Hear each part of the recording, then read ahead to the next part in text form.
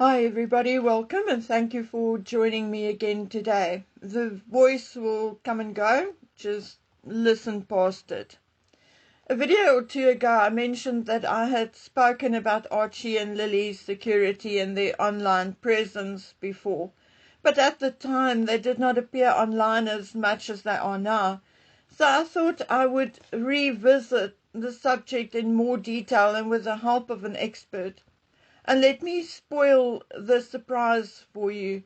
My intuition that Meghan was putting her children in danger, likely on purpose, was technically 100% correct. So let's talk about it.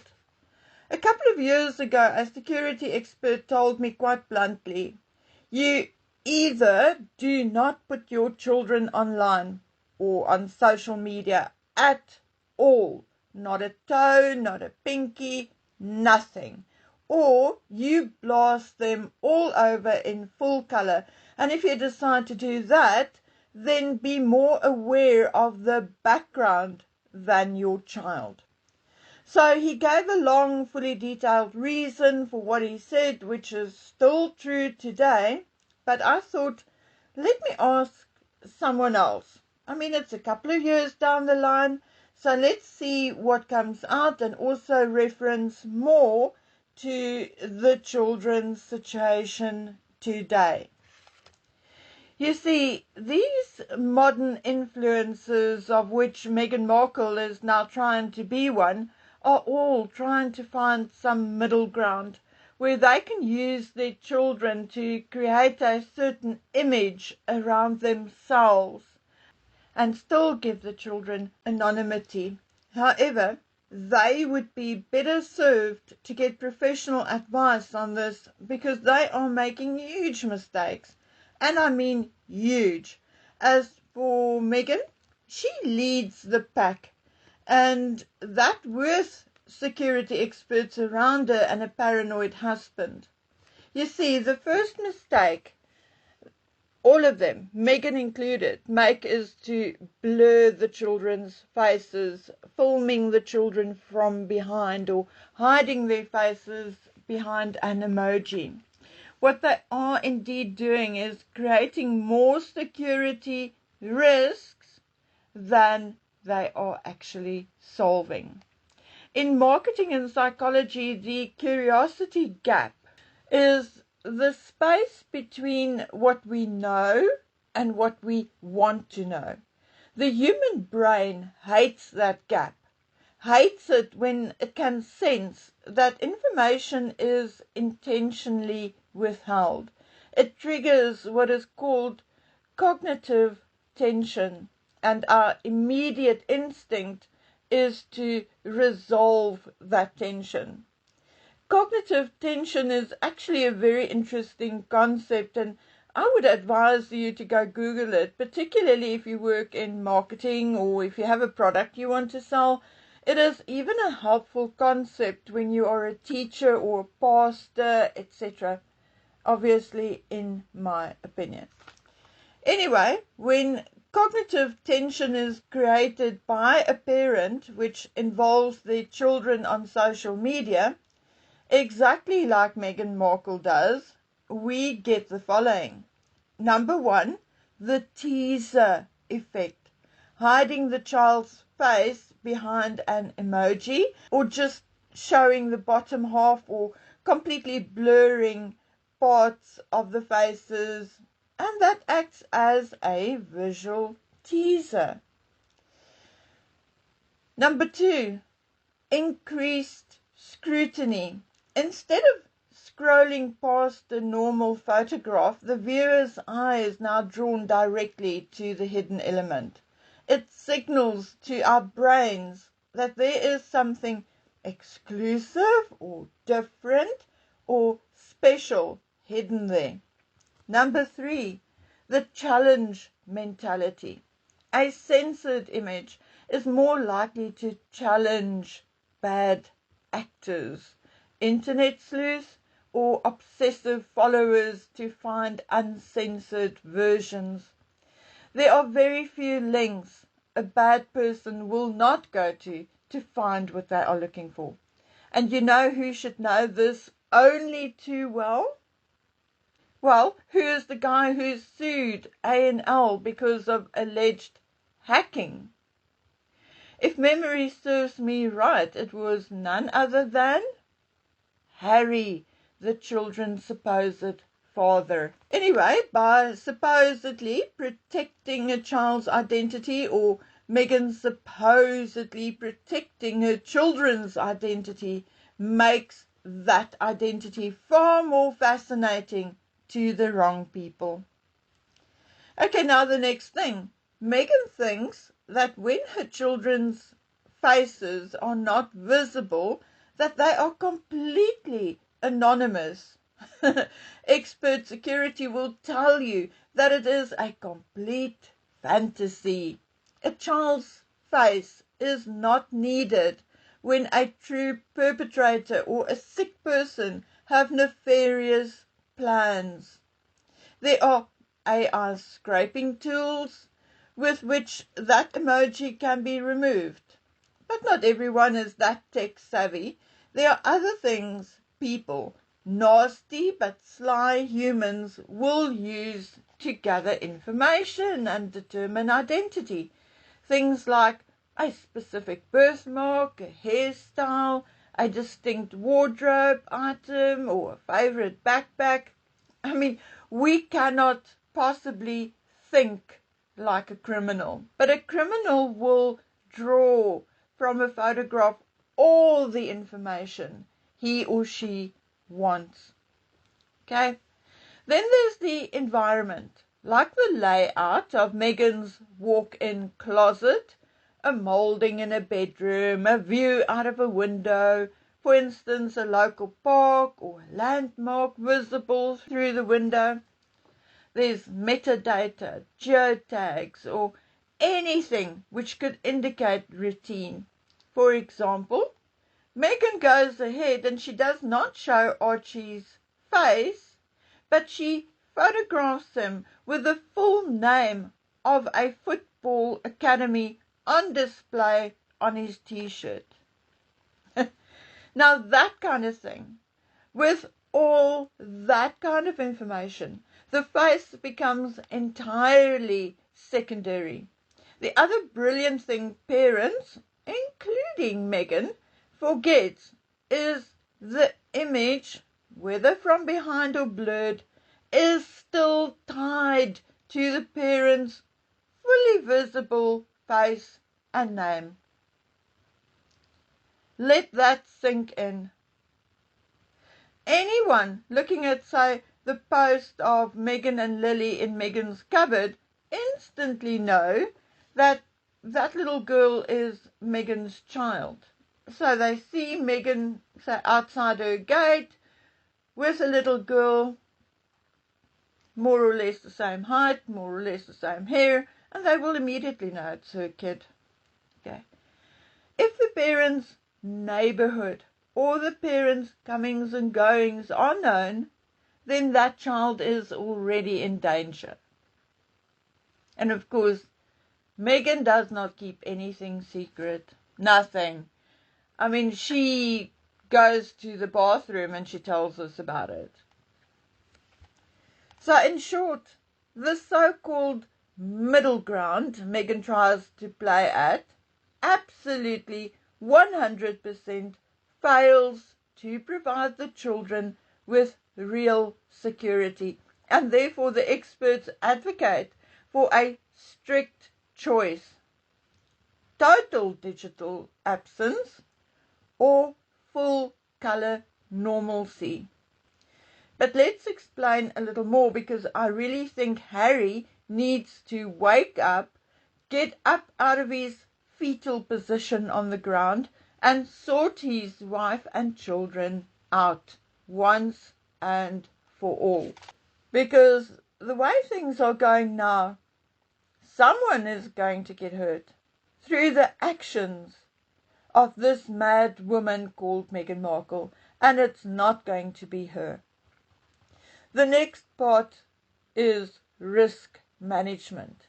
A perpetrator's greatest threat under certain circumstances is the threat of the unknown. It is true that there's a bigger risk for a bad actor to approach a random child because, number one, they do not know who the parents are or whether they are close or not. For all they know, the father may be the guy with a bulge under his jacket. Number two, they do not know the child's routine, schedule, or normal behavior. Number three, they do not know whether the child will scream immediately or how the child will react. So, when a child's parents detail his or her life online, the parents then remove this unknown, this risk. A stranger approaching a child who knows their mother's name, maybe their dog's name, and knows their favorite toy, will less likely be viewed as a stranger by the child. That indeed is true. The child's internal alarm is switched off by the mention of his mother and his dog's name, for instance, but, and this is a hard and clear but, it applies to people who are highly recognizable. Okay? I mean, this but is going to apply to people who are highly recognizable, like Tom Cruise and his daughter Suri, or Angelina Jolie and her children, and of course the Prince and Princess of Wales. And whether we like it or not, Harry and Meghan are highly recognizable. But what difference can you spot between Harry and Meghan and how the rest are dealing with their children in public? Okay? Now, why is that? Why is there such a difference between how they are dealing with their children in the media and in public and the way Harry and Meghan are dealing with their children in the media and public? Well, I will tell you why, because that is the but I have been referring to above. The reason why they are dealing differently with the media and public life is because their expert security told them about the shield of public recognition. Behavioral investigators and protective detail, in other words, VIP bodyguards and VIP security, does not look at the same dangers and risks as, for instance, the digital security experts. These blokes have to consider the risk to both the perpetrator and the child. And I mean, we're now talking about celebrities because this concept, the one I'm going to explain now, will apply more to celebrities than to other people, but it does apply to basically anyone and everyone. Okay? And we are also now not going to talk about before a crime or to prevent a crime, but what happens during that crime. Because that is important. No matter how many security guards, bodyguards, etc. you have, there's always that moment that something can go wrong. So what happens during a crime is as important, if not more important, than trying to prevent it. Okay, so now let's use Prince George, Archie, and Lilibet as examples, but only because I do not know or can think of the names of other celebrities' children or grandchildren, etc. But like I said, this would indeed apply to any famous person and their families, and to most of us in a way. In the case of famous people's children, a lack of facial recognition hands an advantage to a bad actor or perpetrator. Another huge fear any perpetrator has when they are thinking of committing a crime in public or in a semi-public environment or involving a well-known person is the bystander effect. Here is an example. If an adult is walking with a child, people will automatically assume it's a child with his or her parent or relative or nanny. But let's say you, me, anybody sees Prince George walking down a street or through an airport with two unfamiliar individuals who do not look like protection officers or his parents. Our brains will instantly flag this as all kinds of wrong. It only takes one citizen or one airport worker to think, wait, that is Prince George. What is he doing with those people? Because George is so incredibly recognizable, the perpetrators risks immediate confrontation, citizen detention, or someone snapping a photograph. Now, if someone had gotten past, say, Harry and Meghan security and walked through a crowded terminal or down the street with one of their children, nobody would stop them because no one would know who, let's say, Lily. They would not know who Lily is. They would not recognize her. It would just be another man or another woman walking down the road with another little girl. The perpetrators thus now cloaked in the absolute anonymity Meghan created with her faceless photographs. There's another issue when it comes to recognition, and this is a big one. What is the first thing law enforcement does when a child goes missing? The first thing they do is to distribute a recognizable photograph of the child to the public. With, say, George, every police officer, border agent, and citizen already knows what he looks like. So the search grid is almost instantaneous. With, say, Lily or Archie, law enforcement will have to rely on private family photographs, which will have to be verified first and then processed in order to distribute the image from scratch. In the critical first hours of an abduction, that delay is exactly what a perpetrator needs to cross a state line or board a flight. Now, I'm told this exact dynamic is exactly why William and Catherine handle their children's privacy the way they do. They do not hide their children's faces. Instead, they strictly control when and where they are seen. For instance, at specific high profile, which also means high security events, and also post clear front-facing birthday portraits. By doing this, they satisfy the public's curiosity. They ensure that the entire world knows exactly what their three children look like, effectively turning the global community into a secondary security force, or then, as VIP security officers call it, the shield of public recognition. Now, this information was given to me years ago by someone who ran a VIP security company, and it was reiterated now, years later, with even more details.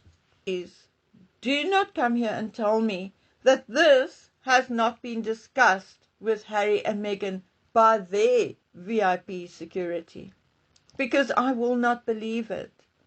This is standard education for someone going into VIP security.